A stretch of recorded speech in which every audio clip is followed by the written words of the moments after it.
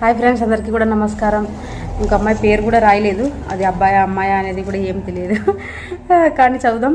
నేను మీ మెడిటేషన్ క్లాస్లో థ్యాంక్స్ అనే వాల్యూ వర్డ్ని ఎప్పుడు యూజ్ చేయాలి, సారీ చెప్పడం వల్ల వేరే పర్సన్స్ని ఎలా తప్పుల్ని వాళ్ళు హ్యాపీగా ఫీల్ అవుతారో తెలుసుకున్నాను. అలాగే మెడిటేషన్ చేస్తున్నప్పుడు మ్యూజిక్ వినడం వల్ల నా మైండ్ ప్రశాంతంగా అనిపించింది. నేను రోజు మెడిటేషన్ చేస్తానని అబద్ధం చెప్పాను. నాకు స్ట్రెస్గా ఉన్నప్పుడు, టెన్షన్లో ఉన్నప్పుడు మెడిటేషన్ చేస్తా అని మాట మాత్రం చెప్పగలను. మీరు మా కోసం టైం తీసుకొని ఫ్రీ సర్వీస్ ఇవ్వడం అనేది నేను చాలా నేర్చుకున్నాను. కొన్ని పనులు ఏమీ ఆశించకుండా చేసినప్పుడు మనసు ప్రశాంతంగా అనిపిస్తుంది.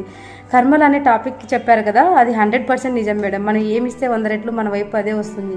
అది మాత్రం నేను బాగా తెలుసుకున్నాను. థ్యాంక్ యూ మేడం అంట. Thank you so much.